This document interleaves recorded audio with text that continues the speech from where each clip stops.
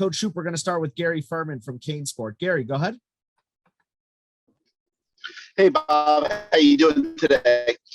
Fine, thanks, Gary. How are you? It looked like doing good. It looked like in the game on Saturday that I guess I'll say you and Manny, since I know you work in tandem, came out with a definitive idea of taking their running game out of the equation on Saturday, and talk a little bit about that, and then obviously the success that you guys had doing that.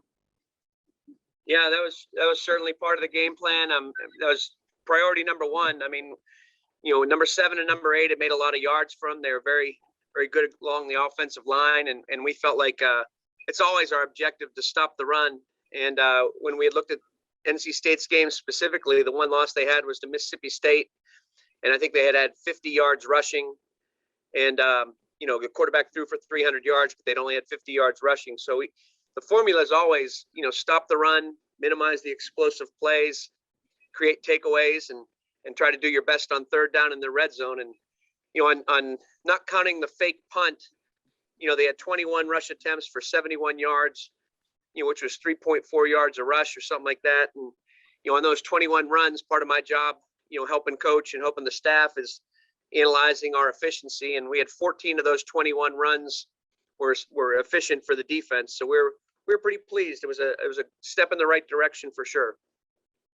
And then as a follow, conversely, the challenge I imagine is kind of the opposite this week. You've got one of the hottest quarterbacks in the country. And can you just talk about the difference from week to week here of the challenge for you guys? And I imagine it affects also your personnel and their capability of affecting the game also. For sure.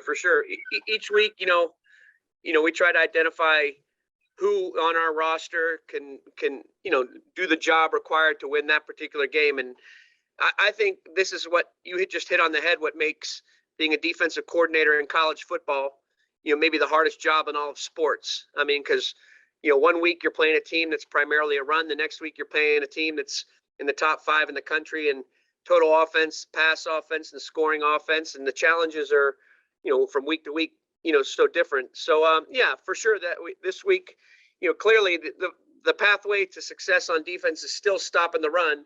But then part 2 would then be, eliminating the explosive plays. And that's an area that we need to continue to improve upon.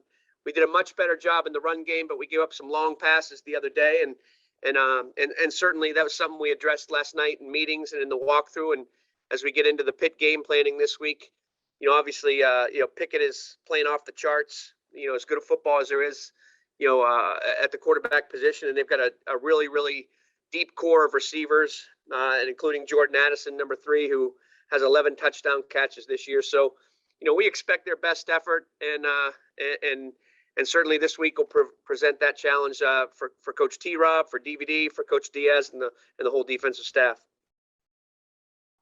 Coach, next we're going to go to Manny Navarro from The Athletic. Manny, go ahead. Hey, Bob.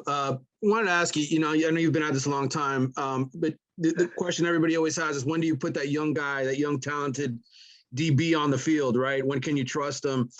You guys obviously played Cam Kitchens and James Williams a lot. Wondering at what point, or what it was that maybe they showed you guys that, hey, all right, they're ready for the bulk of the workload, and what you've seen from them maybe the last couple of weeks.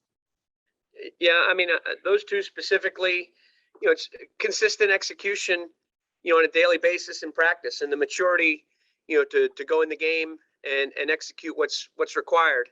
And, James is a phenomenal talent. I mean, he's got the size, speed, athletic ability to be an elite player at this level. And Cam has great athletic ability, but his maturity for a true freshman is off the charts, his composure, and he plays with really, really great technique and fundamentals, and is arguably one of our steadiest and most consistent tacklers. And certainly, their confidence is going to grow because they've made a lot of plays. And the play Cam made at the end of the game on the 4th and 8 pass is one that, it certainly helped us win the game, if didn't win the game, and could be something that he can build on for the remainder of the season. And just like you guys, last time I spoke with you, asked, I mean, I think we're all excited about the development of LT. up front, and looking forward to watching some of these younger guys as well. I mean, it's Chase Smith. It's going to be his time pretty soon. He's starting to make contributions on special teams. You see some of these other young guys, with some of the injuries that we've had in the back end.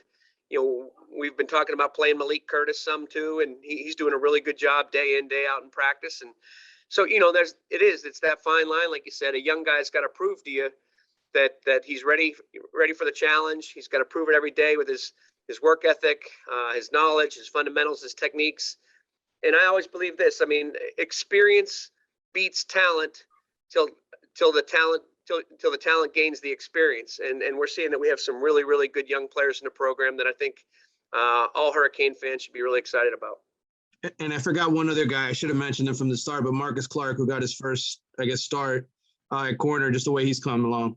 Marcus is so talented, and he's not in that freshman class, but he's a true sophomore. And when I first got on the job here, we were going through the cut-ups, and he had an elite interception against Duke last year. And I've always been a big Marcus Clark fan. He's got long arms, long legs. He's got he moves fast. He's fluid, and he made a play on a fade ball down in the red zone the other night, and then on Bubba's sack when the quarterback kind of flung the ball into the air, he made a very confident break and batted the ball down. And certainly against Pitt and moving forward, we're going to need great play out of the secondary, and hopefully, Marcus is someone that can continue to develop and grow as well. Thank you. Coach, we'll go next to David Wilson from the Miami Herald. David, go ahead for Coach Shoop. Going back to the two freshman safeties real quick. Last week when we were talking to Manny, he said, obviously the thing Bubba brings kind of that no one else did was the communication ability, the leadership back there, getting everyone organized. Obviously, looks like you're going to have two freshman safeties. Just how are they in that aspect of the game? It doesn't seem like either of them are like quiet guys or shy guys. So I'm sure they've got like the actual like yelling things out down, but just how are they in kind of the getting everyone organized aspect of things? Yeah. They both have, I would grade them, whatever your highest grades are with regard to football IQ. I think they have those. Cam maybe even more so than James.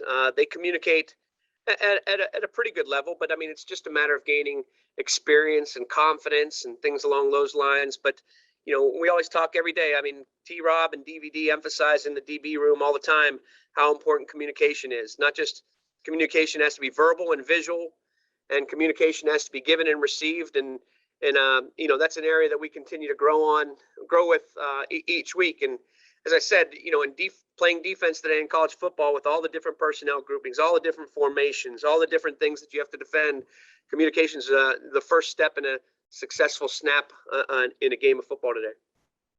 And then I also want to ask about Avante. We obviously saw him out there for the first time. And on a lot of those third and longs, it seemed like, I guess you guys have confidence in him there. Just where is he kind of at? It seems like he's going to have a bigger role going forward. Obviously with some of the injuries that we've had, I think Avante is the same. He has a bright future. He's certainly not in his true freshman class, but he missed some time, obviously, in July and in August, and he's got a lot on his plate right now. So I think we were all very, very excited to see him in his first action in the green and orange, and sort of like these other guys. I think you earn your playing time. The players create the depth chart by their daily habits in the meeting room, in the practice field, and things along those lines. And Avante is going to be a really, really good player, and we're always trying to find a role for him. And he's got to make plays on special teams. He provided some energy and juice this week, and got, I think, between 8 and 12 snaps of defense, and was in on that last play. So that's I think we're all looking forward to watching him play the second half of the year here. Coach, last hand I've got up for you is Susan Miller-Degnan from the Miami Herald. Susan, go ahead for Coach Shoop. Hi, Susan. Coach.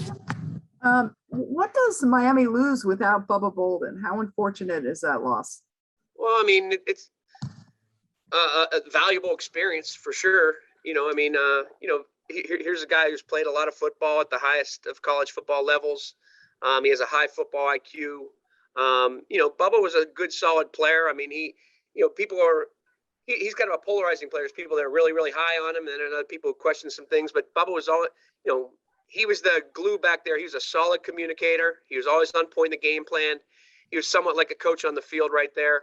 And he's someone that, was a pretty productive player for us and provided some stability and some experience back there. But I said it before. I said the sentence before. I mean, talent experience beats talent till talent gains experience. And I think the more Cam and James and some of these other guys continue to develop, I think we have a chance to have a really, really good secondary you moving forward this year and into the future as well. Thank you. Coach Shoop, thanks for spending a few minutes with us today, and good luck this week in practice. Thank you very much. See you guys. Thank you.